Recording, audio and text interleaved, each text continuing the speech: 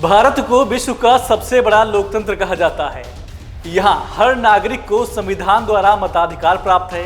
एक व्यक्ति एक वोट। लेकिन जब खुद लोकसभा में नेता प्रतिपक्ष और प्रमुख विपक्षी नेता राहुल गांधी चुनावी प्रक्रिया की पारदर्शिता पर सवाल उठाएं, तब यह मुद्दा केवल एक राजनीतिक बयान नहीं रह जाता, बल्कि लोकतंत्र की बुनियाद पर एक गंभीर बहस का विषय बन जाता है।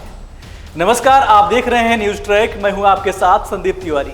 दरअसल राहुल गांधी ने हाल ही में एक प्रेस वार्ता में दावा किया कि कांग्रेस पार्टी ने चुनाव आयोग से डिजिटल वोटर लिस्ट और सीसीटीवी फुटेज मांगी, लेकिन आयोग ने सहयोग करने से मना कर दिया। उन्होंने आश्चर्य जताते हुए कहा कि 21वीं सदी में जहां टेराबाइट डेटा एक पेन ड्राइव में आ जाता है, वहां सीसीटीवी फुटेज को स्टोर न करना बहाना मात्र है। इलेक्ट्रॉनिक फॉर्म में वोटर लिस्ट दे दीजिए, नहीं दे सकते। एक बार नहीं, अनेक बार डेलीगेशंस गए, मैंने चिट्ठी लिखी, चलता गया, कुछ नहीं। फिर कहते हैं कि 5:30 बजे वाला मामला था महाराष्ट्र में, तो कहते हैं सीसीटीवी फुटेज को हम 45 दिन में खत्म कर देंगे, डिस्ट्रॉय कर देंगे। बड़ा स्ट्रेंज रिएक्शन है। आज 21वीं सदी में आप अनलिमिटेड डेटा एक ड्राइव पर रख सकते हो। पूरा हिस्टोरिकल डेटा आप 50-100 साल का रख सकते हो एक छोटी सी हार्ड ड्राइव में, और इसी उसको डिस्ट्रॉय करना। एक असेंबली में इन्होंने 1 लाख वोट चोरी किए। तो आप इमेजिन कीजिए, स्केल समझिए।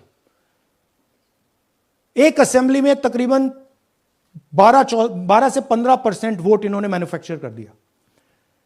तो अगर चुनाव में 2-3%, 4% की मार्जिन चल रही है, तो वो तो गया, राइट।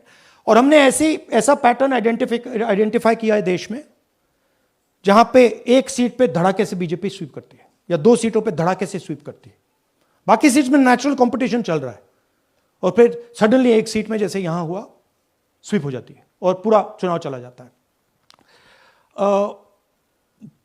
आखिरी बात, नरेंद्र मोदी 25 लोकसभा सीट के कारण प्रधानमंत्री हैं।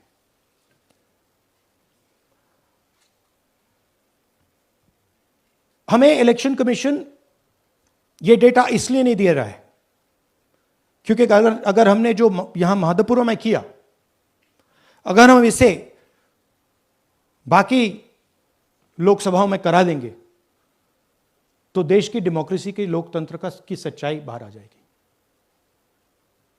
ये अब एविडेंस है, ये क्रिमिनल एविडेंस है। और इलेक्शन कमीशन देश में पूरे एविडेंस को डिस्ट्रॉय करने की सोच रहा है। मैंने जैसे कहा, 21वीं सदी है। एक हार्ड ड्राइव पे आप पूरा डेटा रख सकते हो। 100 साल, 200 साल का डेटा रख सकते हो, जितना रखना है रख दो। मगर इलेक्शन कमीशन 45 दिन में सीसीटीवी को खत्म करना चाह रहा है, वोटर लिस्ट नहीं दे रहा है। तो they are colluding with the BJP, they are helping the BJP destroy the election system. Rahul Gandhi ने कर्नाटक की बेंगलुरु सेंट्रल लोकसभा सीट का उदाहरण देते हुए आरोप लगाया कि महादेवपुरा विधानसभा क्षेत्र में सुनियोजित तरीके से 1 लाख से ज्यादा वोटों की चोरी हुई। राहुल गांधी ने कहा कि जांच में कई अनियमितताएं भी सामने आई, जैसे 11,000 से ज्यादा डुप्लीकेट वोटर्स, 40,000 से ज्यादा फेक पते वाले वोटर्स, 10,000 से ज्यादा एक ही पते पर बल्क वोटर्स, 4,000 से ज्यादा फेक फोटो वाले वोटर्स, 33,000 से ज़्यादा वोट फॉर्म 6 का गलत इस्तेमाल। अब ऐसे में सवाल ये लाजमी है कि जब एक ही व्यक्ति 4 राज्यों में एक ही फोटो और पते के साथ वोटर बन सकता है, तो क्या ये केवल एक तकनीकी खामी है या किसी बड़ी साजिश का हिस्सा? राहुल गांधी ने यह भी कहा कि नरेंद्र मोदी सरकार सिर्फ 25 सीटों की बढ़त से सत्ता में है, और अगर एक ही सीट पर 1 लाख वोट फर्जी हों तो पूरे देश में क्या होगा? अब सवाल ये भी खड़ा हो रहा है कि अगर वोट की चोरी हो रही है तो क्या जनता अपने मौलिक अधिकार को धीरे धीरे खो रही है? राहुल गांधी ने यह मुद्दा भी उठाया कि पहले जब बैलेट पेपर से वोटिंग होती थी तो पूरा देश एक ही दिन मतदान करता था, लेकिन अब ईवीएम के साथ महीने भर वोटिंग चलती है और उसमें फेजवार अनियमितताएं सामने आती हैं। अब ये सवाल भी महत्वपूर्ण है कि क्या ईवीएम जैसी आधुनिक तकनीक को राजनीति से प्रेरित हेरफेर से पूरी तरह सुरक्षित रखा गया है? हालांकि ईवीएम पर सवाल तो विपक्ष लंबे समय से उठा रहा है और चुनाव आयोग ने कई बार विपक्ष को जवाब भी दिए हैं। दरअसल चुनाव आयोग ने राहुल गांधी के आरोपों को पूरी तरह से निराधार कहा और विरोधी आरोपों पर तर्कपूर्ण उत्तर देने की बात कही थी। अब फिर से राहुल गांधी के आरोपों की बात करें तो राहुल ने कहा, महाराष्ट्र में कांग्रेस गठबंधन लोकसभा में जीत दर्ज करता है लेकिन विधानसभा में भारी हार होती है। राहुल गांधी ने कहा कि सिर्फ 5 महीनों में महाराष्ट्र में 5 लाख से ज्यादा नए वोटर जुड़े, जो अपने आप में बेहद असामान्य आंकड़ा है। अब ऐसे में फिर से सवाल खड़ा होता है कि क्या ये अचानक वोटर जोड़ने की प्रक्रिया एक साजिश का हिस्सा है? राहुल गांधी ने 2 वोटर्स के उदाहरण देकर बताया कि आदित्य श्रीवास्तव 4 राज्यों में वोटर हैं, विशाल सिंह कर्नाटक में 2 जगह और वाराणसी में भी वोटर हैं।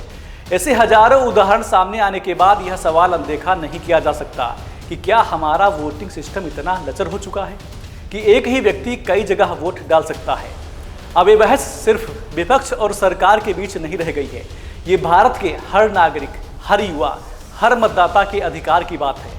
राहुल गांधी की बातों को केवल एक राजनीतिक आरोप मानकर खारिज करना आसान है, लेकिन अगर इसमें 1% भी सच्चाई है तो ये देश के लोकतंत्र के लिए खतरे की घंटी है।